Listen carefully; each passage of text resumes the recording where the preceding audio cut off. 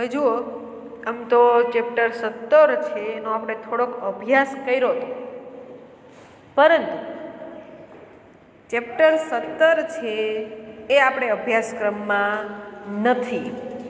Chapter 17 અને chapter 18 એટલે 17મું જે તુલસી કે પદ થોડોક અભ્યાસ તમને કરાવ્યો હતો, પરંતુ એ ચેપ્ટર 17 અને ચેપ્ટર 18 જે અંધેરી નગરી પાઠ છે એ આપણે અભ્યાસક્રમમાં નથી.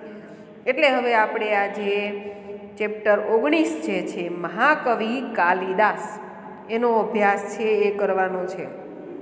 આમ તો તમને માહિતી આપેલી જ છે મહાકવિ કાલિદાસ વિશેની. મહાકવિ કાલિદાસ નામનો આ જે પાઠ છે એની અંદર એ ટૂંકમાં એના લેખક છે નરપત બારહઠ, ટૂંકમાં એને નામ છે હળવેચા, એવું ટૂંકમાં નામે બોલાવાય છે. પાઠનું નામ છે મહાકવિ કાલિદાસ. એની ચર્ચા છે આપણે આજના લેક્ચરની અંદર કરવાની છે. આમ તો તમને પહેલાં પણ કીધેલું જ છે કે ખરેખર મહાકવિ કાલિદાસ છે એમણે 7 કૃતિઓની રચના છે તેમણે કરેલી છે. મહાકવિ કાલિદાસ છે એ સંસ્કૃત સાહિત્યના મહાન કવિઓની અંદર એમની ગણના થાય છે. અને મહાકવિ કાલિદાસ છે એમની જે કૃતિઓ છે એની પણ આપણે ચર્ચા કરી હતી. સંસ્કૃતની અંદર પણ ભણવામાં આવે છે, સમજાય છે ને? ચાલો, મહાકવિ કાલિદાસની કુલ 7 કૃતિઓ છે, એમાં 3 નાટકો છે, ત્યાર પછી 2 મહાકાવ્યો છે, અને 3 નાટકો, 2 મહાકાવ્યો અને 2 ખંડકાવ્ય, એટલે ટોટલ 7 કૃતિઓ છે એ મહાકવિ કાલિદાસની છે. આની અંદર પણ છે, આપણે પાઠની અંદર એ જ ભણવાનું છે કે મહાકવિ કાલિદાસ છે એમનો જન્મ ક્યાં થયો હતો, ત્યાર પછી તેઓ એ પોતાની બાળ વયની અંદર, યુવા વયની અંદર વિદ્વાન હતા, કેટલું ભણેલા હતા, કે અભણ હતા, કે મૂર્ખ હતા, ત્યાર પછી એમની પરિસ્થિતિ ખરેખર કેવી થઈ, એમના જીવનની અંદર એવું શું બનાવ બન્યું કે જેના લીધે ખરેખર તેઓ મહાવિદ્વાન બન્યા અને તેમને આ કૃતિઓની રચના કરી, તેઓ કયા દેવીના પૂજક હતા, આ બધી જ વાત છે એ આપણે આની અંદર, આ પાઠની અંદર ભણવાની છે. તો સૌપ્રથમ આપણે જોઈએ કે મહાકવિ કાલિદાસ છે તેમના 2 નાટકો છે, ઋતુસંહાર અને મેઘદૂત. આ 2 તેમના નાટક નહીં, ખંડકાવ્ય છે. ઋતુસંહાર અને મેઘદૂત તેમના ખંડકાવ્યો છે. ત્યાર પછી મહાકાવ્ય છે એ રઘુવંશ અને કુમાર સંભવ નામના 2 મહાકાવ્યો છે. ચોપડીની અંદર આપેલું જ છે અને ભણવાનું પણ છે. માલવિકા અગ્નિમિત્ર, વિક્રમોર્વશીયમ અને અભિજ્ઞાન શાકુંતલ, આ 3 એના નાટકો છે. શું છે? નાટકો છે, એટલે ખાસ ધ્યાન રાખવાનું છે. હવે જુઓ, ત્યાર પછી महाकवि कालिदास ने संस्कृत में इन 7 ग्रंथों की रचना की है. ये આપણે અહીંયા પરિચય મેળવવાનો જ છે. હવે આપણે જોઈએ महाकवि कालिदास છે એમનું જીવન પરિચય. तो કહે છે कालिदास को हम मात्र संस्कृत के महाकवि के रूप में जानते हैं. માત્ર આપણે કાલિદાસને સંસ્કૃતના એક મહાન કવિ થઈ ગયા, એનું નામ છે કાલિદાસ, એમની આટલી કૃતિઓ છે, એ જ રીતે આપણે એમને ઓળખીએ છીએ. સ્વયં મહાકવિ કાલિદાસ ને અપને વિષય મેં કુછ નહીં લિખા હૈ. એ તો તમને ખ્યાલ જ છે કે સંસ્કૃતના કોઈ પણ કવિઓ હોય એના જીવન અંગેની માહિતી છે, એમના કવન અંગેની, ત્યાર પછી કોઈ પણ માહિતી છે એમના જીવનની આપણને જોવા મળતી નથી. हर्षचरित के शुरू में कवि बाण ने कालिदास का उल्लेख किया है. हर्षचरित છે જે ગ્રંથ છે એ ગ્રંથની શરૂઆતમાં કવિ બાણ જે છે, કવિ બાણે હર્ષચરિત નામનો ગ્રંથ લખેલો છે.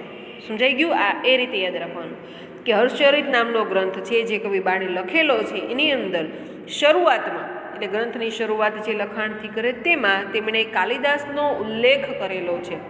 એટલે એનો અર્થ એવો થાય કે કાલિદાસ છે કદાચ બાણના સમકાલીન હોય, એટલે તે સમયમાં હોય અથવા પહેલાં થઈ ગયા હોય. इससे पता चलता है कि कालिदास बाण से पहले हुए हैं.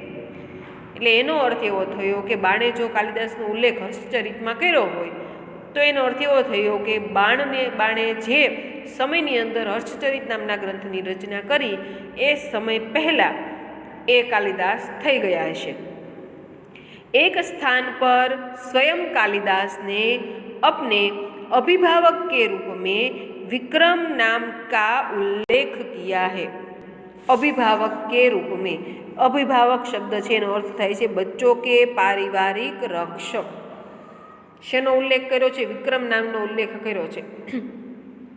त्यार पछी वह कौन सा विक्रम है इस बात का अभी पूरी तरह पता नहीं चल पाया है, फिर भी उन्हीं राजा विक्रमादित्य और राजा भोज का समकालीन मानकर कितनी ही कथाओं का नायक बनाया गया है। शू कहे छे फरीवार जुओ के फिर भी उन्हीं राजा विक्रमादित्य और राजा भोज का समकालीन मानकर कितनी ही कथाओं का नायक बना गया है। विक्रम नामनो उल्लेख कर्यो छे तो एनो अर्थ त्यार पछीना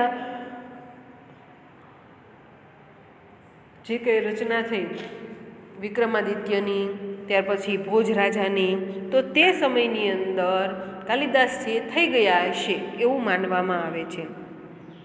विभिन्न भाषाओं में पहेलियों और लोक कथाओं में उनकी विद्वत्ता, कविता और चमत्कारिक प्रसंगों का वर्णन मिलता है। शू कहे छे अहींया? विभिन्न भाषाओं में એટલે જુદી જુદી ભાષાઓની અંદર પહેલિયા और लोक कथाओं में, लोक कथाओं जे चालती होय एनी अंदर तेमनो उल्लेख छे, एमनी विद्वत्तानो, एमनी कथानो, कविताओनो અને ચમત્કારિક પ્રસંગોનો ઉલ્લેખ છે, વર્ણન છે જોવા મળે છે। ત્યાર પછી જુઓ जन्म और परिचय। कुछ विद्वानों ने कालिदास का जन्म 365 ईस्वीसन तथा निधन 435 माना है।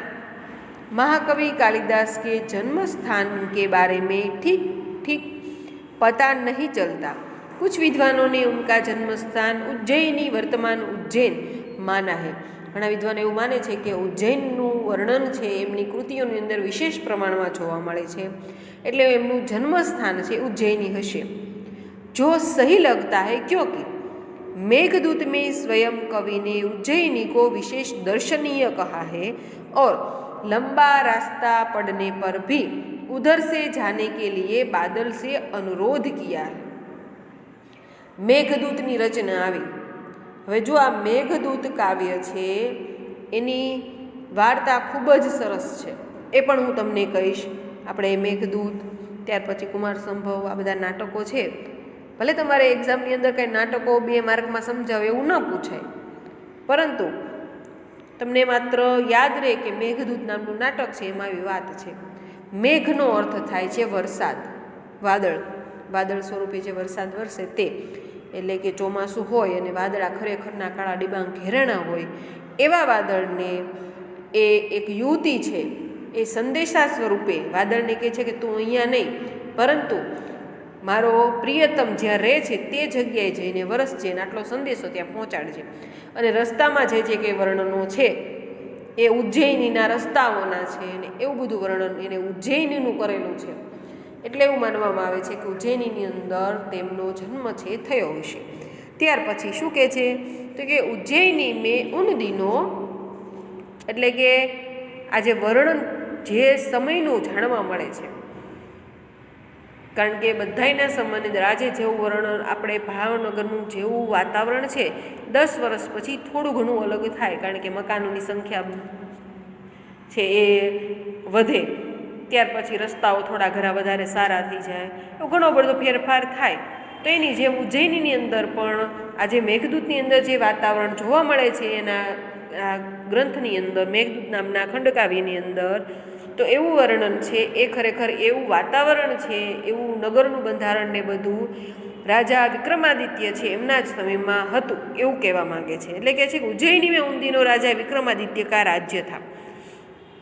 वहाँ की प्रजा सब प्रकार से सुखी थी। साहित्य और कला की उन्नति चरम सीमा पर पहुँची थी। राजा विक्रमादित्य ने अपने नाम से ही विक्रम संवत चलाया था।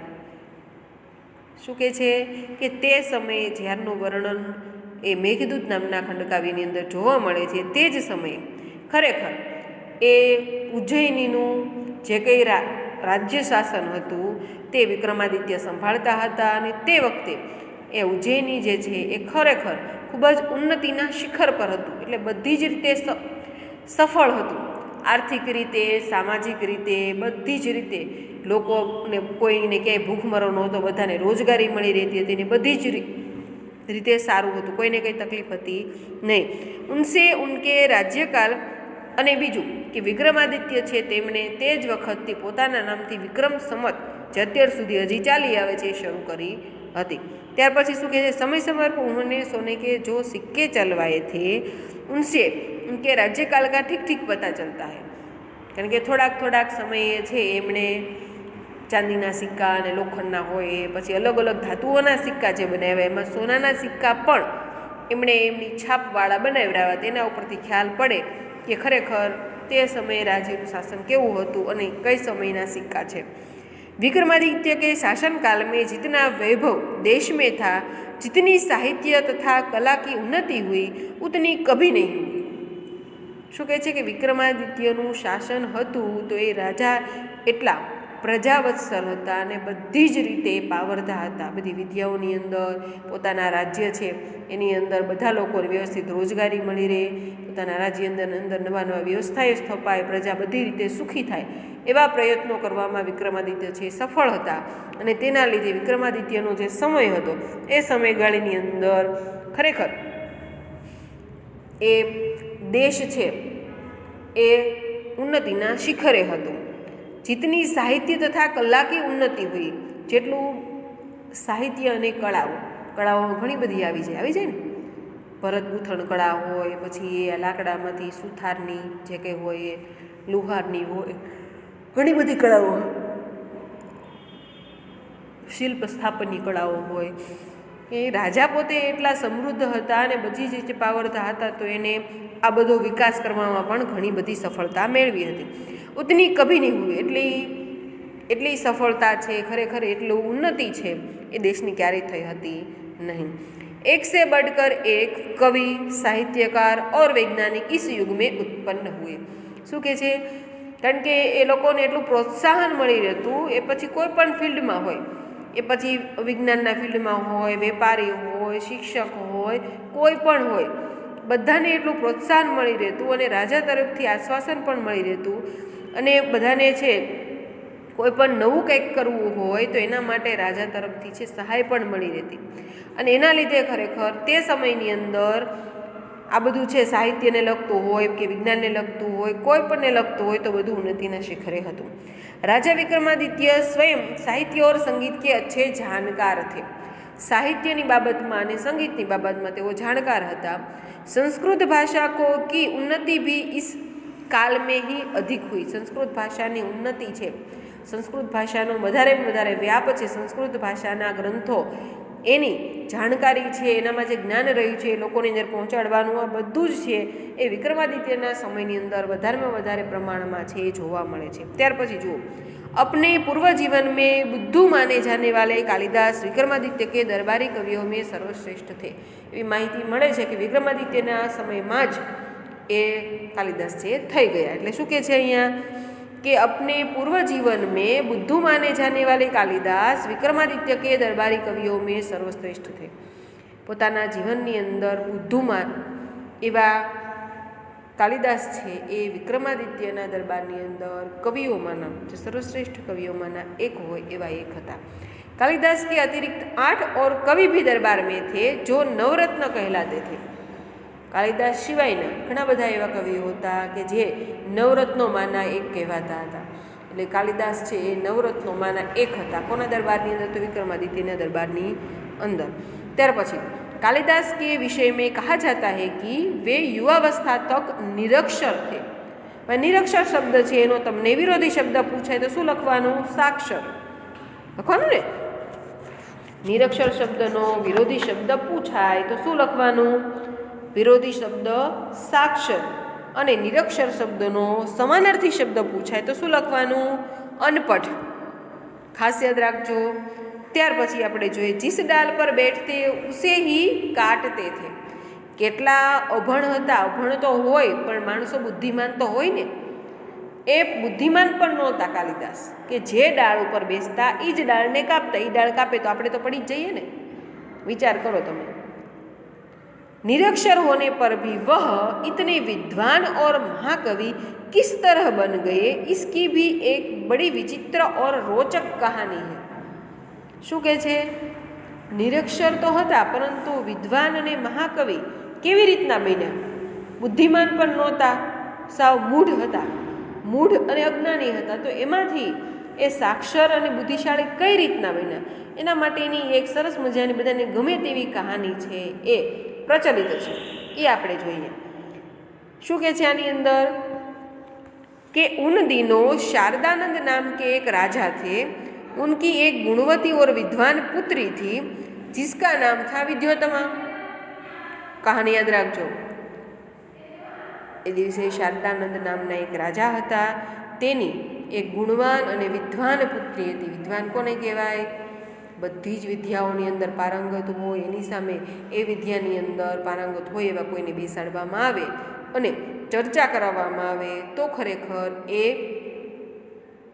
એમાં સફળ થાય, જીતે। સામેવાળાને ગમે તેવા પ્રશ્નો પૂછે તો ફટ કરતા બધા જવાબ આપી દે અને એને એનાથી એ જીતી જાય તો એને વિદ્વાન કહેવાય। એટલે અહીંયા કહે છે કે અને એનું નામ શું હતું? વિદ્યોતમા। હવે શું કહે છે? તો કે વહ બહુ સુંદર ઓર રૂપવતી થી, સુંદર હતી અને રૂપાળી પણ હતી। એટલે રૂપાળા હોય પણ ઘણા સુંદર ન હોય, તમને એમ થાય કે આ બે જવાબ તો સરખા છે, સુંદર અને રૂપવતી। તો રૂપાળા હોય, ધોળા ધોળા એકદમ આમ તમે જુઓ ને તો રૂ જેવા હોય, પરંતુ કંઈ નમણાશ ન હોય, એનામાં દેખાવ ન હોય, કાંઈ હોય ને ઘણા તમે જોતા હોય બહુ રૂપાળા હોય પણ કાંઈ નમણાશ ન હોય, ચહેરો અદોદળો હોય, સાવ નાક મોટું હોય ને ગાલ નાના હોય ને એવું કંઈક જોજો એવા હશે, તમને દેખાશે કોક। પછી ઉનકે रूप गुण और ज्ञान की प्रशंसा दूर दूर के देशों तक फैली हुई थी। આજે વિદ્યોતમા હતી કારણ કે વિદુષી સ્ત્રી હતી, બધી વિદ્યામાં પારંગત હતી ને તે વખતે તો ભણેલી સ્ત્રીઓ છે સાવ ઓછી હતી, એટલે તેની ચર્ચા છે। અને પાછી રૂપવાળી હતી, સુંદરી હતી, એટલે એની ચર્ચા છે દૂર દૂરના દેશો સુધી પહોંચી ગઈ હતી। હવે ત્યાર પછી જો શું કહે છે? विद्योतमा को अपने रूप गुण और ज्ञान का बड़ा घमंड था। विद्योतमा કારણ કે ઈશ્વર જેને ખોબે ખોબે આપી દે, આપવામાં કાંઈ બાકી ન રાખે તો ખરેખર એનામાં અભિમાન આવી જાય। એટલે ભગવાન છે બધાને બધી રીતે કંઈક રીતે તો એ પાછા રાખે જ છે। ભણેલા ગણેલા બધી રીતે હોશિયાર હોય તો ઘરની અંદર કંઈક એવું બને કે એના લીધે એને પાછું પાડે ભગવાન। એટલે એ શું કહે છે? બધી રીતે ગુણ સંપન્ન હતી, બધી વિદ્યાઓમાં પારંગત હતી, રૂપાળી હતી, એટલે એને અભિમાન બહુ હતું વિદ્યોતમાને કે મારી સામે શાસ્ત્રાર્થમાં જે જીતશે એને જ હું પરણીશ। હવે થાય છે શું જુઓ? अपने विवाह के संबंध में उसने एक घोषणा कर रखी थी, जाहिरात, घोषणा એટલે જાહેરાત કરી હતી કે જો उसे शास्त्रार्थ में हरा देगा उसी के साथ वो अपना विवाह करेंगे। શાસ્ત્રાર્થ હમણાં મેં તમને વાત કરી તેમ કે તેની સામે તેના જ વિષયના પારંગતોને બેસાડવામાં, બંને એકબીજા સાથે એ જ વિષયના જે ટોપિક આવતા એની ચર્ચાઓ એકબીજા સાથે કરે, એને શું કહેવાય? શાસ્ત્રાર્થ। એટલે એની સામે શાસ્ત્રાર્થમાં જીતે એની સાથે એને લગ્ન કરશે એવી એની જાહેરાત કરી હતી। ત્યાર પછી જો શું કહે છે? उसकी इस घोषणा की जानकारी जैसे जैसे पास पड़ोस के देशों तक पहुंचती गई, वहाँ वहाँ के विद्वान तथा पंडित विद्योतमा के से शास्त्रार्थ करने के लिए आने लगे। સ્વાભાવિક આવી જાહેરાત થાય એટલે બધાને એમ થાય કે આપણે શાસ્ત્રાર્થ કરીએ, જો આવી વિદુષી ભણેલી ગણેલી અને વ્યવસ્થિત સ્ત્રી જો આપણને મળી જાય, આપણે એના સાથે લગ્ન થાય તો ખરેખર એ સમાજની અંદર પણ મોભા સમાન ગણાય। એટલે આજુબાજુના રાજ્યના દેશના જે કંઈ વિદ્વાન હતા એ બધાય એની સાથે શાસ્ત્રાર્થ કરવા માટે તૈયાર થયા। હવે જુઓ આ પાઠની અંદર ઘણા બધા વિરોધી શબ્દો પણ છે। જો ઉન્નતિ શબ્દ છે, ઉન્નતિ એનો વિરોધી શબ્દ શું થાય? અવનતિ। ત્યાર પછી પંડિત છે, એનો વિરોધી શબ્દ શું કરશો? પંડિત। એનો વિરોધી શબ્દ થશે મૂર્ખ। એટલે આ બધું યાદ રાખવાનું ખાસ। ત્યાર પછી ભાવવાચક સંજ્ઞા તમને પૂછે, સંસ્કૃત સાહિત્ય में कालिदास की विद्वत्ता के अनेक प्रशंसक है, એમાં તમને ભાવવાચક શબ્દ છે પૂછો કે ભાવવાચક શબ્દ છે ઓળખાવો, તો કઈ રીતના ઓળખાવશો? ભાવવાચક શબ્દ. વિદ્વત્તા શબ્દ છે ભાવ, વિદ્વત્તાનો ભાવ છે એટલે વિદ્વત્તા શબ્દ છે ભાવવાચક સંજ્ઞા થાય. હવે જો આ રીતે આપણે આ લેક્ચર છે આજનો પૂરો કરીએ છીએ. આવતા લેક્ચરમાં મળશું ત્યારે બાકીનો અડધો પાઠ છે એ અને ગ્રામર પણ સાથે સાથે ભણશું.